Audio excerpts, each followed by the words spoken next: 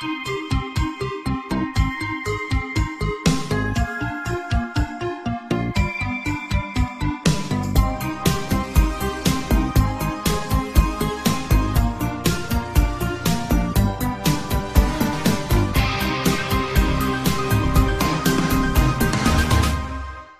killed Nick Deak?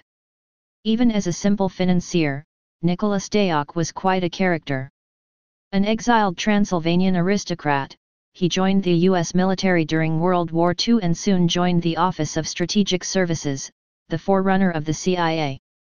In that capacity, he planned attacks on Romanian oil fields and trained guerrillas in Burma, where he accepted the Japanese commander's samurai sword at the end of the war. In 1947, he started a flour business in Hawaii, which soon grew into a powerhouse in the world of finance. Deak & Co. was soon the largest precious metals and foreign exchange trader in the world. The precious metal branch is now known as Gold Line, while the rest of the business became the foreign exchange branch of Thomas Cook.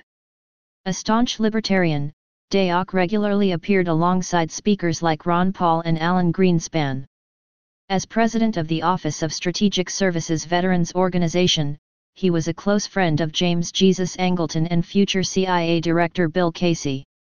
But in reality, Deak had never quite retired from espionage. His company's remarkable growth was actually funded by the CIA, which needed an untraceable way to move cash around the world. A foreign exchange company was perfect, and Deak didn't disappoint, funneling untraceable foreign currency to secret operations around the world.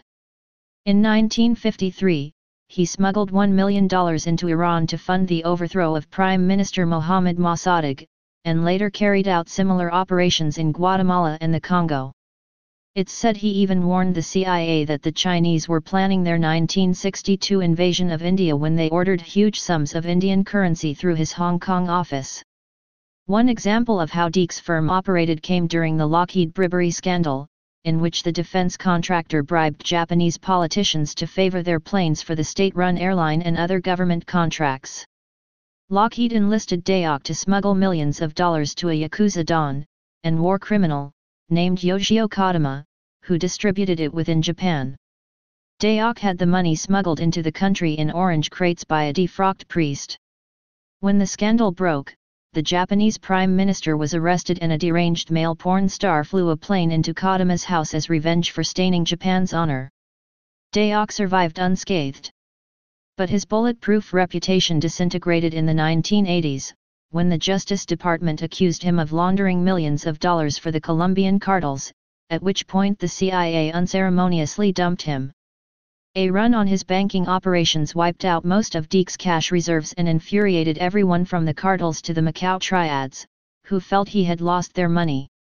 Shortly after declaring bankruptcy, Deak was shot dead in his plush Wall Street office by a homeless woman named Lois Lang. Officially, Lang was said to have acted alone, prompted by a deranged belief that Deak owed her money.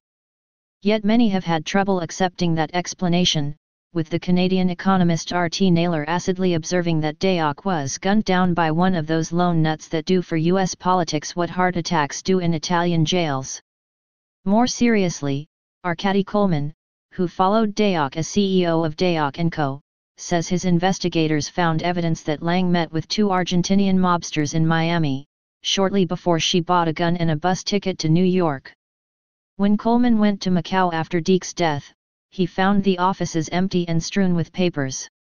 In a desk drawer, he found a picture of Deak bleeding to death on his office floor. The picture, apparently taken by Lang, had never been released by the authorities.